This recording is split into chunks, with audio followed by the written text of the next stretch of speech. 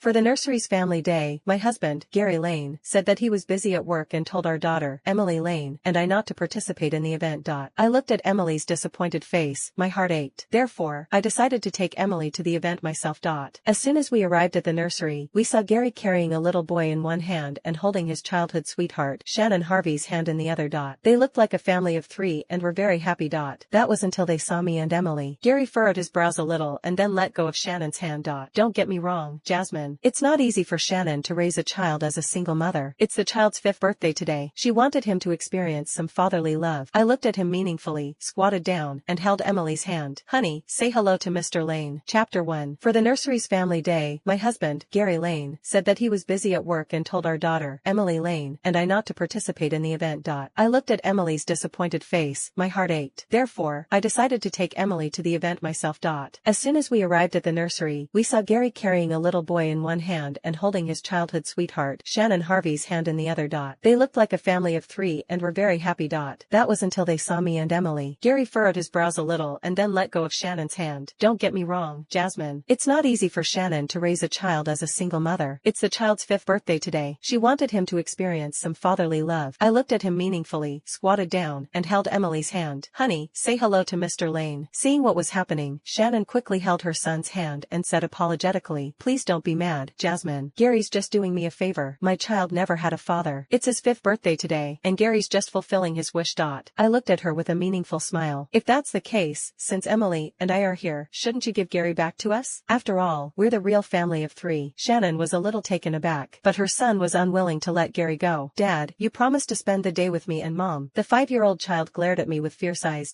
Before I could say anything, Gary stepped in front of the mother and son. He looked like he was protecting them. His voice was a little impatient. Jasmine, you have a child as well. Don't you understand what a child wants? Shannon and I grew up together. I'm just spending one day with them. One day, that's all. Are you even going to make a fuss about such a minor thing? His words infuriated me. Could it be that I'm the one to blame for Shannon's misfortune? At that moment, the other parents of the nursery students gradually arrived. Some came over to say hello. Good morning, Shannon and Gary. The three of you are always here for every family day, unlike my husband, Jake. He always says that he's busy at work and doesn't care about his child at all. Shannon replied awkwardly and Gary tried to avoid eye contact.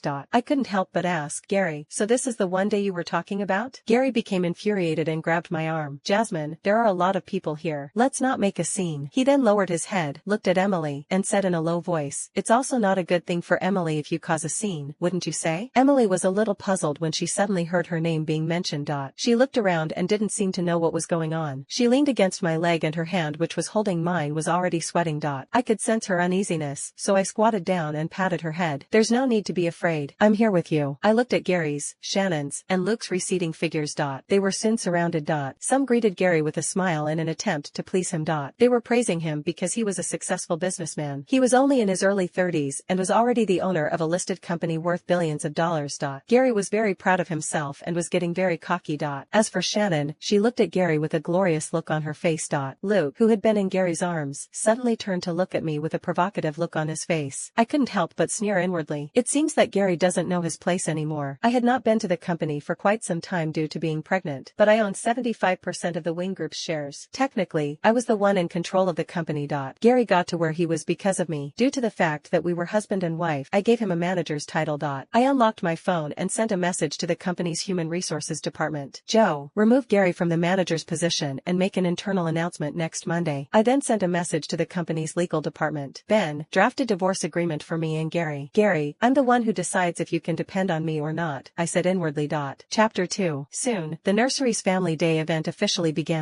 Every family sat at the table that was prepared in advance. Emily looked at Gary, who was sitting in the front row, and asked with a disappointed look on her face, Mom, why isn't Dad sitting with us? I squeezed my daughter's soft face. She was still young and shouldn't be involved in such disgusting matters. Because I'm a superwoman, so Dad has gone to help other children. At that moment, the nursery teacher announced the start of the first activity, block building. She also said with a smile, there's a prize for first place. It'll be a Lego spaceship. Emily suddenly became excited and pointed at the spaceship. Mom, I want that. Okay, then let's do our best to earn it. When the sand glass was about to run out of time, Emily raised her hand and shouted excitedly, we're done, miss. The teacher came over, nodded her head, and was about to announce the winner. That was when a boy from the front row rushed over. It was Luke. He pushed the building blocks over and said arrogantly, now, I'm the winner. Emily looked at the scattered building blocks and tears immediately immediately began welling up in her eyes. She picked up a piece of building block and threw it at Luke. Gary immediately came over and said, "Emily, how could you hit others? Apologize to Luke right now." Emily wasn't backing down. "No way. He's the one who ruined my block build first. He's a bad guy." I stood firmly behind our daughter. "Gary, everyone here knows who's in the wrong. Luke should be the one to apologize." Shannon came over and pulled Gary's arm. "Forget it, Gary. Let's not make a fuss. You shouldn't argue with a child." The teacher wanted to calm things